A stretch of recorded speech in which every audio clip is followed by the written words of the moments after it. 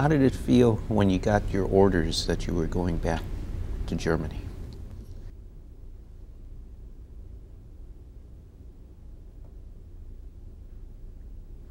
I felt I was fortunate because that I would be able to use whatever talent and knowledge I had, that I was going to be able to use it.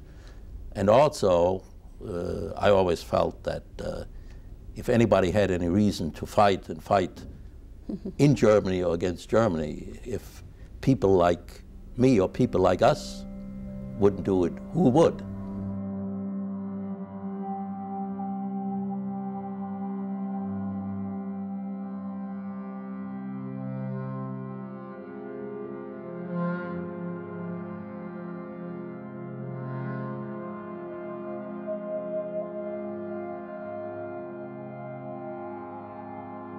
I was gratified that I was able to go back. I had no reservations and no inhibitions. Did you have any inkling at that time of what might have been going on in Germany? Yeah, you heard about concentration camps, and of course, I don't think we were totally aware of the magnitude of what was going on, but we knew that, and I had an idea that my parents had been deported. I mean, you were hearing things if you wanted to, and of course, as you well know, the unfortunate thing is that people over here didn't want to hear what was being said. I mean, we knew that the years had been a disaster for the German Jews, but as I say, not the dimensions that later turned out to be. The mistake that I think that we German Jews made, I think we became too assimilated. We became good Germans, and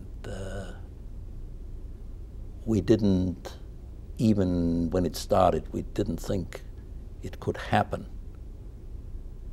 And my parents became the victim of the last train syndrome. The last train syndrome was that we kept on saying that, like, my parents were in their 60s, 70, not quite that old at that time. They leave us alone. So I would say that we lived in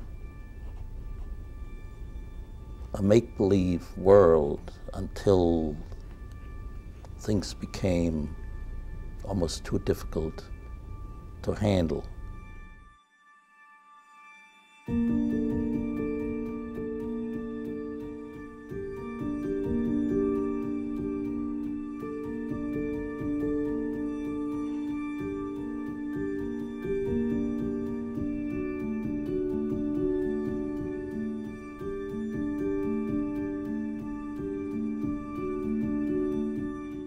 When General Patton came to Buchenwald, when he saw what condition the people were in, he was incensed, as anybody should have been. And his chief of staff